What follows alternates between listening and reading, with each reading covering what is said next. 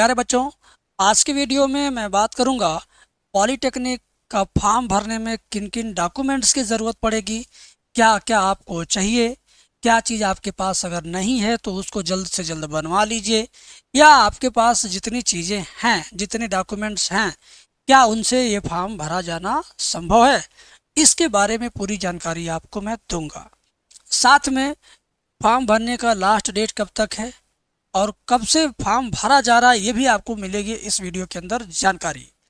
दूसरी चीज़ कि आपको किस ग्रुप से फॉर्म भरना चाहिए और किस ग्रुप से फॉर्म नहीं भरना चाहिए, इसके बारे में भी बताएंगे। 2 साल वाला पॉलीटेक्निक करना है कि 3 साल वाला करना है, 10th बेस पे करेंगे कि 12th बेस पे करेंगे, दोनों में फ़ायदा किस में ज़्यादा है, दोनों में नुकसान किस में ज़्यादा है, ये सब आपको इस वीडियो के अंदर मैं बताऊँगा। ज़्यादा नहीं, 10 मिनट से ज़्यादा का टाइम नहीं लूँगा। 10 मिनट के अंदर हम आपको सारे जानकारियाँ प्रस्तुत करा देंगे। ठीक है, तो चैनल पे जो लोग पहली बार आए हैं, चैनल सब्सक्राइब कर लीजिए ताकि आपको इस तरह की वीडियो लगातार मिलती रहे। कौन से ग्रुप से फॉर्म भरेंगे तो सरकारी नौकरी जल्दी लगेगी, कौन से ग्रुप से फॉर्म भरेंगे तो नौकरी में थोड़ा लेट होगा, किस ग्रुप से फॉर्म भरने में गारंटेड है कि नौकरी लगना ही लगना है, ये सब आपको मैं बताऊँगा।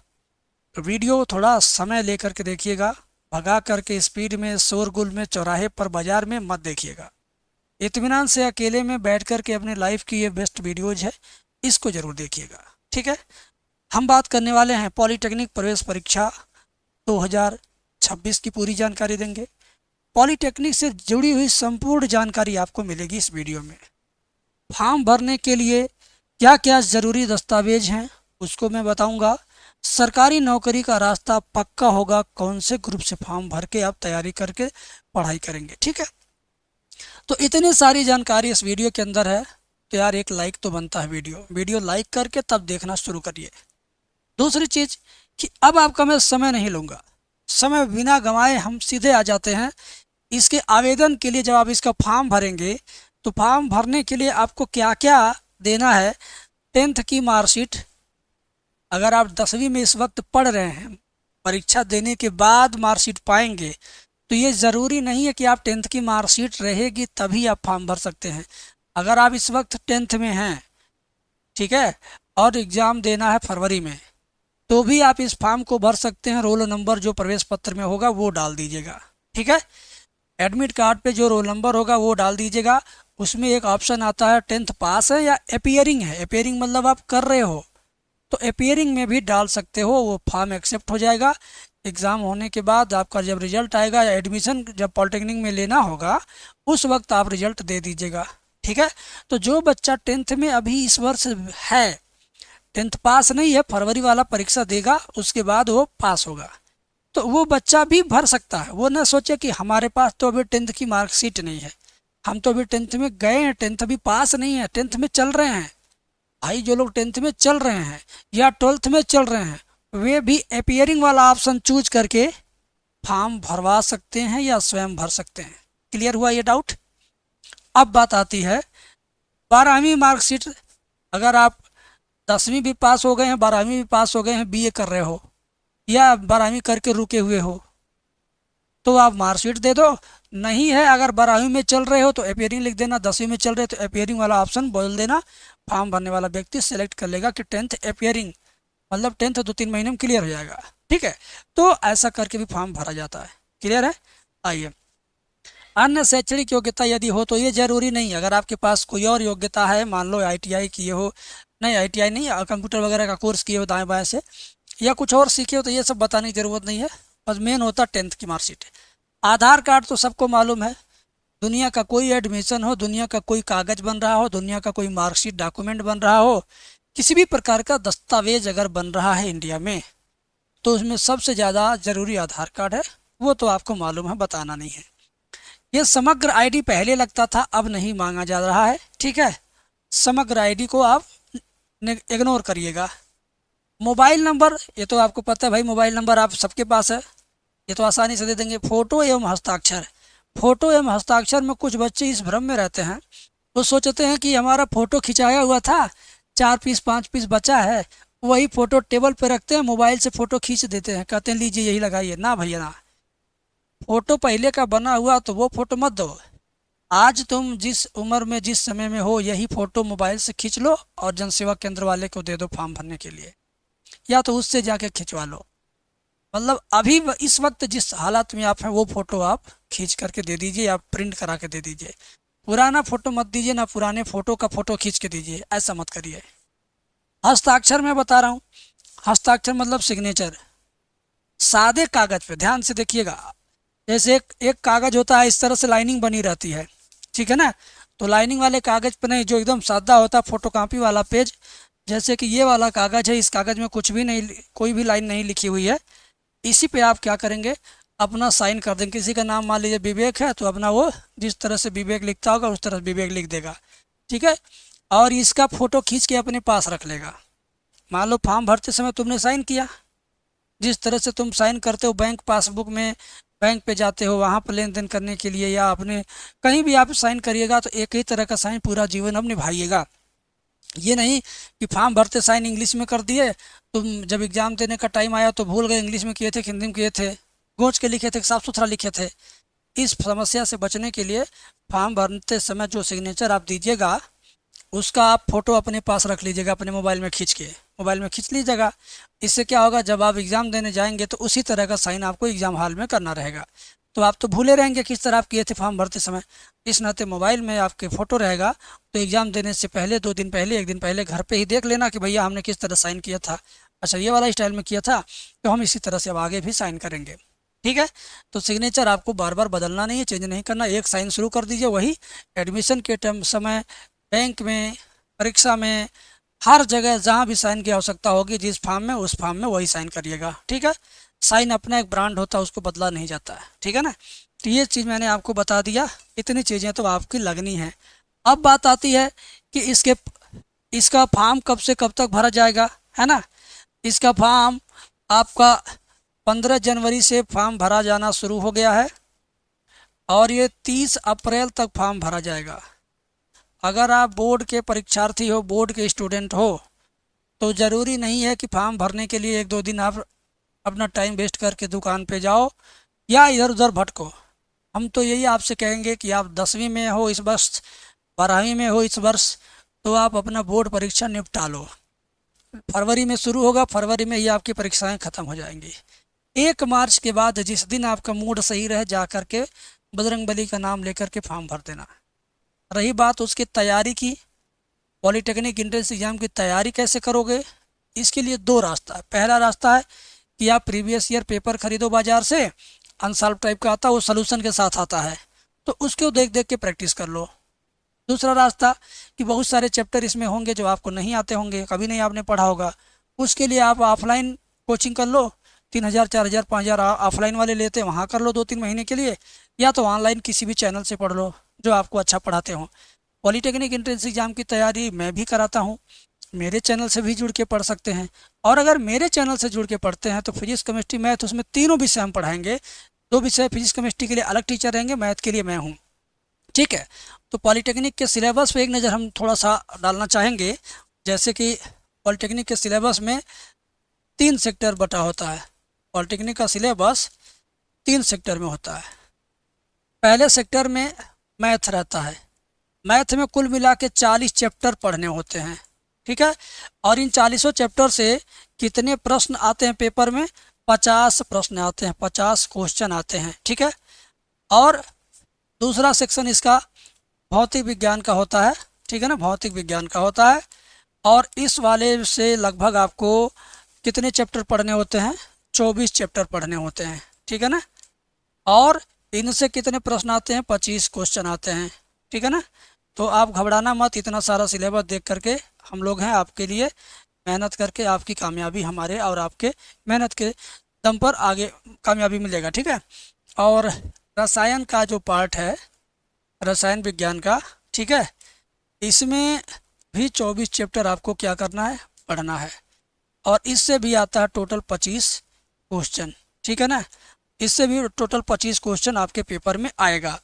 तो अब आप देखो एक नज़र, सिलेबस में 50 क्वेश्चन मैथ का है, 25 फिजिक्स का, 25 केमिस्ट्री का, यानी ये इसका 50 अकेले प्लस इसका 25 प्लस इसका 25 इक्वल टू 100 क्वेश्चन हुआ। ठीक है, 100 क्वेश्चन में से समझो आधे आध मैथ है, आधे आध मैथ है और आधे में फिजिक्स केमिस्ट्री दोनों लोग हैं।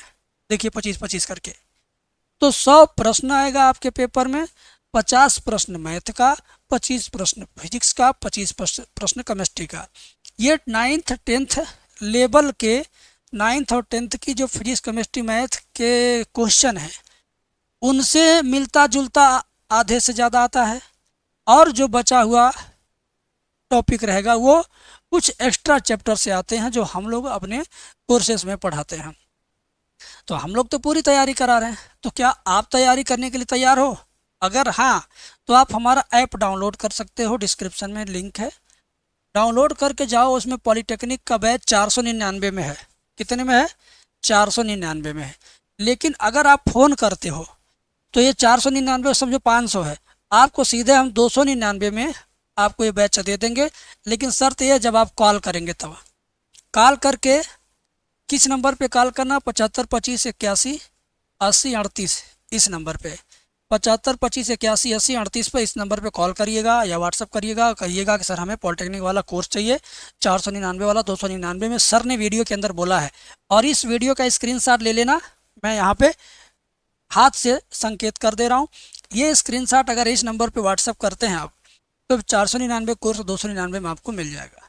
एंड फ्यूचर में जब आपका बोर्ड एग्ज़ाम ख़त्म होगा तो हम उसमें लाइव क्लासेस भी पढ़ाएंगे पेड बैच में, एंड यूट्यूब पर भी लाइव क्लासेस रहेगा। ठीक है, तो तैयारी के नाम पर आपसे मैं जुड़ा हूँ, मेरे से आप जुड़े रहिएगा। आपसे यही रिक्वेस्ट है, आप मेरे सब्सक्राइबर हो। बोर्ड का परीक्षा भी आपका मैं तैयार करा रहा हूँ, आने वाले टाइम में पॉलिटेक्निक भी परीक्षा की तैयारी कराऊंगा। ठीक है, अब बात करते हैं हम इसकी पढ़ाई में कुल कितनी फीस लगेगी। हमने पिछली वीडियो में क्लियर किया था, लेकिन मैं चाहता हूँ कि और भी छात्रों को ये जानकारी हो, इस नाते एक बार फिर से बताते हैं। अगर आप सरकारी कॉलेज में पॉलिटेक्निक करते हो तो आपको 10 से लेके 12,000, ठीक है ना, 10 से 12,000 रुपये एक साल का प्रति वर्ष का फीस देना पड़ेगा। और अगर आप प्राइवेट कॉलेज में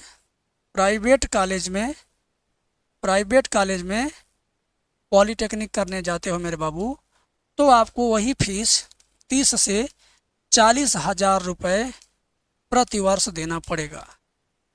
तो प्राइवेट कॉलेज से पॉलिटेक्निक करने का मतलब है पैसा बहुत ज़्यादा लगना है और सम्मान तो कुछ नहीं मिलना है। सरकारी कॉलेज से पॉलिटेक्निक करोगे तो फीस सोच लो 10 से 12,000 रुपये साल भर का, और तुम्हारे हाथ में 10 से 12,000 का फ़ोन है। सोच लो, तुम इतनी क्षमता और इतनी गरीबी नहीं है कि तुम इस कोर्स को ना कर पाओ। ये कोर्स आसानी से तुम कर सकते हो, तुम्हारे घर वाले करा सकते हैं। इसमें महंगाई है, इसमें रिस्पेक्ट नहीं है, इसमें बहुत ज़्यादा खर्चे हैं। सरकारी कॉलेज अगर आपको मिल गया तो आप इतने कम से कम पैसे में कर लेंगे। क्लियर है? लेकिन सरकारी कॉलेज के लिए एंट्रेंस एग्ज़ाम में अच्छे नंबर आने चाहिए। पॉलिटेक्निक प्रवेश परीक्षा में नंबर जिसका अच्छा आएगा वही सरकारी कॉलेज पाएगा, नहीं तो आपको प्राइवेट में जाना पड़ेगा। तो बच्चे फॉर्म इसी नाते भरते हैं, तैयारी इसी नाते करते हैं कि हम 300 का फॉर्म भर के और तैयारी कर लेंगे, अच्छा नंबर आ जाएगा, पेपर दे देंगे तो हमको सरकारी कॉलेज मिल जाएगा, सम्मान भी मिलेगा, कम फीस लगेगा, सरकारी नौकरी जल्दी लगेगी, जल्दी से कैंपस सिलेक्शन भी होगा। और यहाँ पर आपको बस झेलना ही झेलना है। ये टोटली बिजनेस है, और ये बिजनेस नहीं है, ये संस्थान है सरकार का। ठीक है, तो कुल मिला जुला के आपको मैंने बता दिया पॉलिटेक्निक में खर्चे कितने लगेंगे, फीस कितनी लगेगी। क्लियर? अब इसके आगे एक डाउट और रहता हमारे बच्चों का, बाबू हम 2 साल वाला पॉलिटेक्निक करें कि 3 साल वाला करें। देखो, अगर ग्रुप ए से फॉर्म भरते हो 10th बेस पर, तो वो पॉलिटेक्निक तुम्हारा 3 साल वाला होगा। इसके अलावा के ग्रुप से फॉर्म भरते हो, ठीक है ना, जिसको लेटरल एंट्री कहते हैं, के ग्रुप से फॉर्म भरते हो तो वो पॉलिटेक्निक तुम्हारा 2 साल वाला होगा, है ना। तो 2 साल वाले को नहीं करना चाहिए, ये मेरा अपना पर्सनल ओपिनियन है। सुन लो क्यों, सुन लो, जान लो क्यों नहीं करना चाहिए। क्योंकि पॉलिटेक्निक सच में पढ़ाई करना पड़ता है, क्लास भी करना है रोज, परीक्षा उसकी सेमेस्टर वाइज होगी, उसको पास भी करना है, अटेंडेंस भी बढ़िया देना, नहीं तो सेशनल में फेल हो जाओगे। ठीक है। तो कुल मिला जुला करके आपको पढ़ते रहना है। और जिसका इंटरमीडिएट का मैथ फिजिक्स केमिस्ट्री बहुत अच्छा होगा, बहुत अच्छा होगा, बहुत तेज होगा पढ़ने में, वो बच्चा सेकेंड ईयर 2 साल वाला पॉलिटेक्निक करेगा तो वो फेल नहीं होगा किसी सेमेस्टर में। लेकिन अगर आप नॉर्मल स्टूडेंट हैं, टेंथ के बाद 12th के बाद भरे फॉर्म भरे ग्रुप ए से या के से, तो अगर आप अच्छे पकड़ नहीं रखते हैं फिजिक्स केमिस्ट्री मैथ में तो आपको पहले सेमेस्टर में बैक लगेगा, दूसरे में बैक लगेगा।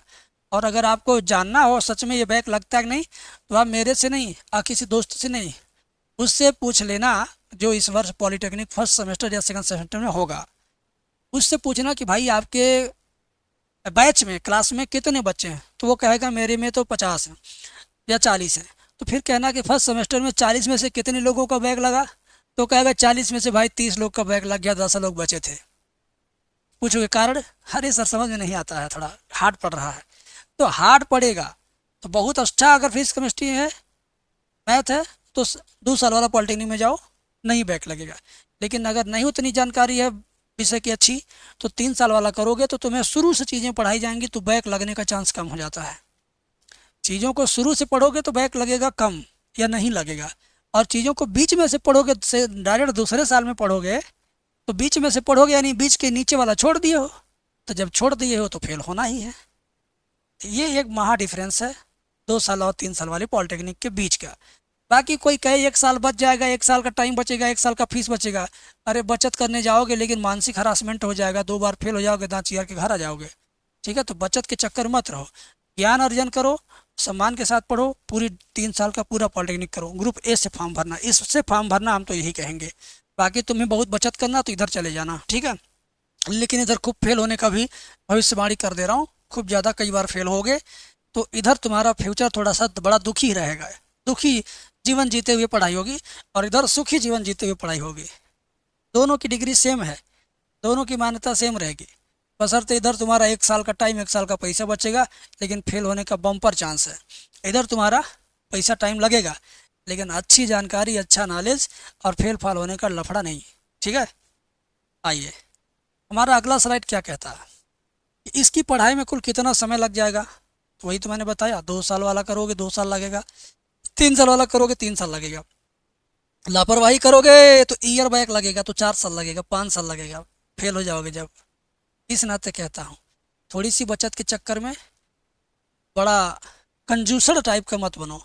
ठीक है, 10,000 का फ़ोन चलाते हो ना, 1 साल और 10,000 फीस दे देना सरकारी कॉलेज में, क्या करोगे, पढ़ लेना, नॉलेज रहेगा तो तुम्हारा सिलेक्शन भी होगा।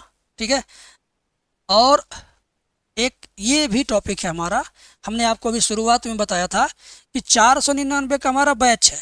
पाने के लिए प्ले स्टोर में एम सोल्यूशन ऐप नाम का एप्लीकेशन डाउनलोड करो, ये वाला लोगो दिखेगा। ठीक है, और उसके बाद ये वाला बैच आपको इतने मिलेगा, कोई कूपन कोड नहीं है, ये वाला बैच इतने मिलेगा, बस फ़ोन करना पड़ेगा। कहाँ फ़ोन करना पड़ेगा, लो भैया, 75 25 81 80 38, इस नंबर पे फ़ोन करके कहो हमको पॉलिटेक्निक वाला बैच चाहिए, गुरुजी बोल रहे हैं 500 वाला बैच 300 में मिल जाएगा बस।